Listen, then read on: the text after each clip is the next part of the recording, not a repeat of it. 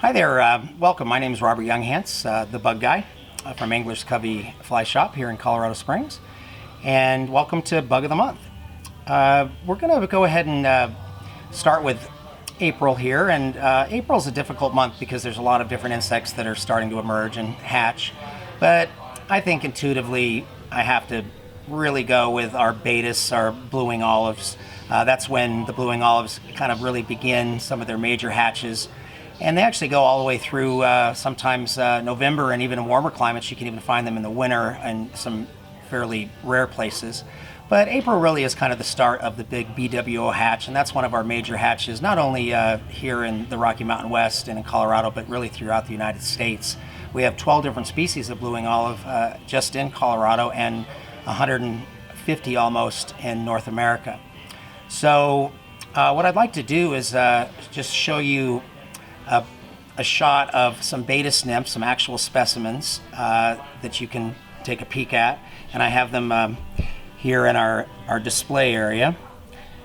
And you can see here that they're not particularly big. These specimens have been preserved in alcohol, so they're a little bit lighter than they would normally be. But one of the misnomers about blue-wing olives is that people think the nymphs are actually olive, when really it's very rare to find an olive-colored nymph. They tend to be more of a tan or a brown color. You're going to see them in 18s to probably 24s, probably 20 to 22s is a little more common. And so you can just see some of our Baetis specimens here. And you're going to find them in pretty much all of our rivers, and they can emerge anytime from early in the morning till in the evenings, depending on what river shed and what water you're actually fishing. As far as a nymph imitation, if I had to pick one, I would have to say that the Stalkup's Baetis nymph is probably my number one choice to imitate a BWO or Baetis nymph. That can come in either an olive or a brown, and this is a size 20. I also like them in 22s, and if you can tie them in 24s, actually that's a great thing to have, is all three sizes. And as you can see from looking at the specimens there, all this is a little bit darker, and as I said, the naturals would be as well. You can see that that's a pretty good imitation of the nymph itself.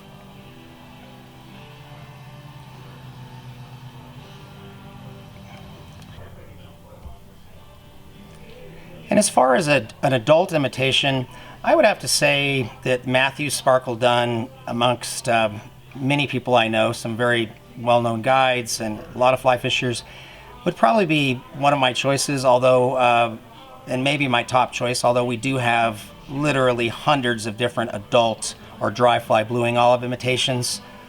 This is probably one of my favorites right here. It's kind of a cross between full adult and kind of an emerging adult, and tends to be one of the most productive blue-wing olive patterns. That's the Matthew's Sparkle Dun, and you can fish that depending on the hatch, and that's where it's up to us to be an observer and see the size of the actual insects that are coming off, anywhere from an 18 to a 22. Matthew's Sparkle Dun.